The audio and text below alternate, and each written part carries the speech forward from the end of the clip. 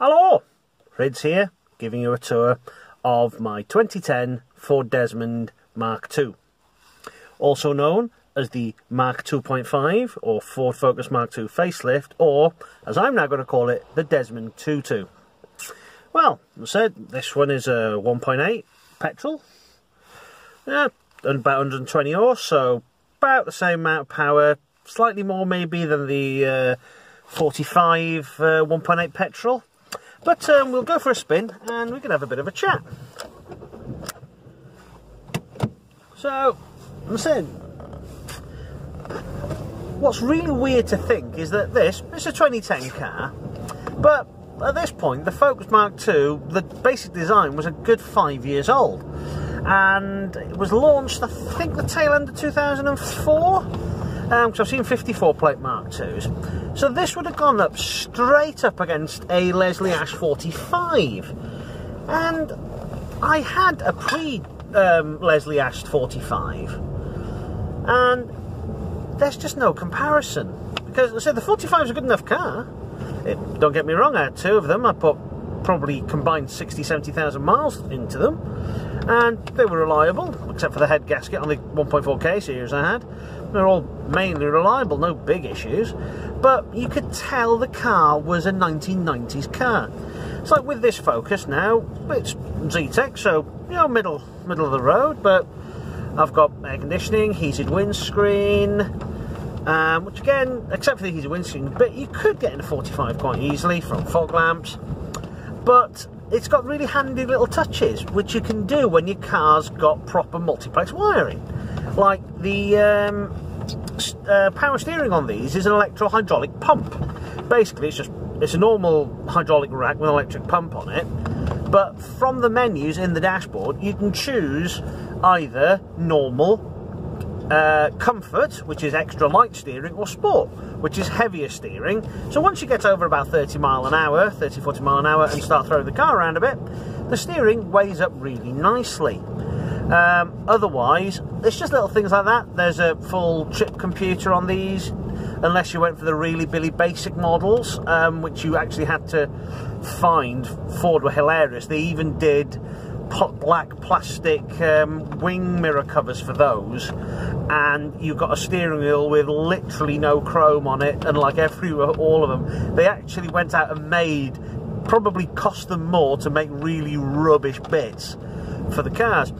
But no, it's just that thing, just this feeling that compared to, say, a Mark II Mark II Desmond compared to, say, a 45, it feels light years ahead, just as the engineering. I say the 45 handling was okay, no problem at all with that, except that the Mark II Desmond is probably all right in comparison. The Mark I Desmond, on the other hand, just blew it out of the water. Not to say that the 45 was a bad handling car. Sorry, just being passed by somebody in a Corsa who thinks his car's 4 times wider than it is. Not to say that 45 is a bad handling car. That Honda suspension setup made them work really nice. But the Mark I Desmond is like a flipping roller skate. With that double wishbone back end under the arse of it, it just flipping stuck to the road like glue. Front end, just normal McPherson strut, but it just came together like an absolute beaut. The Desmond, especially the Desmond TwoTu, that you can tell that it's a much heavier, much wider, much soggier car. There's no other way to describe it. It's a soggier, softer, more grown-up car than the Mark I Desmond was.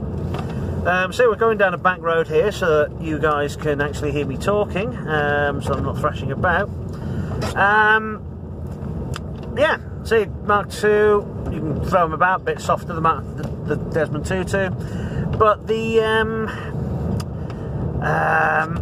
otherwise the driving experience is alright on them. The engine, I said, it's a Mazda power plant in these. It does have an annoying habit of gumming up its oil control rings, so that as they get older they do start drinking the oil, probably not helped by the fact that Ford and Mazda use 5W30 oil, which is thin as anything. Not as bad as those Ford Eco Booms though. They use 5W20, and that feels like you're pouring flipping Robinson squash into the engine. It doesn't feel like engine oil at all. Merc this time.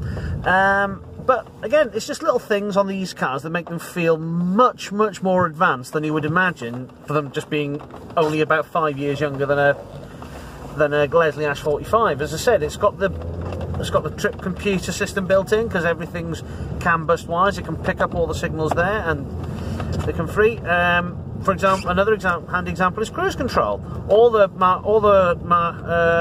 Desmond Mark IIs came with fly-by-wire throttles. So if you want to put cruise control in one of these, it's new steering wheel, new airbag for the steering wheel. If you happen to have a steering wheel that doesn't have the cruise control buttons and is a different shape, because classic Ford fashion, there's about 3 different steering wheels they used for no discernible reason. Whereas, just being overtaken by a Ford who again thinks his car's about twice as wide as it is.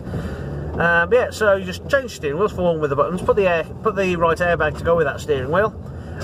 You buy a little ELM 327 adapter, plugs into the USB port on your computer, then plugs into the network wiring, and just follow the instructions, code it all up, and in about an hour, once you've had a bit of a squeaky bum time downloading the entirety of your car's ECU to your laptop, hoping the damn thing doesn't crash, and even more scarily, writing all the new information back to it.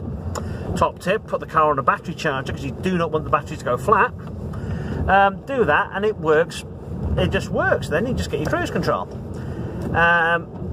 This one, as I said, it's a Z-Tech, so it's pretty middling. You know, it's got the aircon, it's got the heated windows, which the heated window was the really big thing I want, because the heated windscreen, they are absolutely brilliant for the winter. And being the sad git that I am, I really can't stand cars without aircon anymore. I'm getting old, deal with it. Other than that, though, it does mean I get to avoid the stuff that really annoys me, which is automatic headlamps and automatic wipers. Not only do both those pieces of equipment require very big sensor packs attached to the windscreen, which cuts down your vision, I personally can't really see the point, because the only time I can see where automatic headlamps would be really handy would be if I lived in northern Italy, where there's a tunnel every two minutes and you have to turn your lamps on and off. Other than that, I've got a switch. It's easy to get to, and it's got 3 positions. That's all you need. Again, with the automatic wipers, this has got variable delay. I'm not sure if that was an extra or if you had to get to a certain trim level to get it, but it works fine, and the wipers are nice, big and clear. So this specific car is from Essex Mate. Bought it at Peterborough Auctions with the help of Martin Knowles, who edits Car Mechanics magazine, and he helped me find this and looked after me, and it's been a very good car. I've done about 20,000 miles in it over the last couple of years, and it works very nicely indeed. So, in fairness, when you see the foamers whinge, oh, why did people buy Vauxhall Astras and Focuses? The 45 was a good enough car. It wasn't. You look at an Astra H, you look at a Mark II Focus, and you compare it to what Rover were offering. It just wasn't there. Okay, it's a nice enough car, and you couldn't get a V6 in either the Vauxhall or the Ford. Okay, the Ford came with a big 5-pot ST, which was ridiculous, and maybe a ZS 180, just because it was a V6 and didn't cost you much, might have been alright, but it's like, given the choice, I have to say I'd go Desmond 2. Given the choice, given actual money, I went for the Desmond TwoTu, but you get what I mean. It's that it was, at the heart of it, a more modern, better built car. The 75 is probably as advanced as one of these. Again, with the multiplex wiring and the various options available, they were pretty good. But of course, they were a good class, or maybe aimed a class and a half above these. So, you know, they just didn't sell. And the other big thing was just the design of the interior. This Focus, it's got a very high roof line, not as high as the C-Max versions, obviously, but it's high roofed. You sit a bit more. Oh, pickup truck this time. Hopefully it's got a bit. Hopefully there's enough space. I'll just go backwards. Sorry about that, fellow foam hubbers. The pickup truck I met with was at a very narrow section of road, so I thought it best to just reverse. And of course then the camera fell flat on its face. Anyway, like I was saying is, you look at the interior of a Desmond Mark II. Okay, it's not brilliant, and you can probably see my collection of beers and Cornish pasty. You look at it though, compared to a 45, because it's a more modern design, more of a 45 was more sort of, don't like saying cigar shape, but it was a different design, which meant that the inside always felt a bit cramped, whereas with the high roof on these Focuses, gave you a fair bit more headroom, and it just felt roomier. And of course you had the fact that the dashboard looked like something from this century. Now I've fitted a cheap Chinese radio to this one, but and you probably can't see it right because I can't see what I'm pointing at, but it just felt more modern, more ergonomic, whereas the 45 rather didn't. Again, not to say the 45 is a bad car, it's just by the time they finished selling them, they were old. But as I said, this one's a fair bit of fun. I'll see if I can swap round and you can see the dashboard. As I said, it's got about 70,000 miles on it now, so almost 71,000, and it's got the front electric windows, which I wanted, and basically it's got everything I want and nothing I don't, which again was a bit of took a bit of looking for, but she's an alright old truck. Anyway, I shall stop with my foamy ramblings. If anyone disagrees with me, in classic internet tradition, they're wrong, but if you do think I'm wrong, tell me so. Tell me so forcibly, because we all know I like it forcibly. For now, foam hubbers, hub off.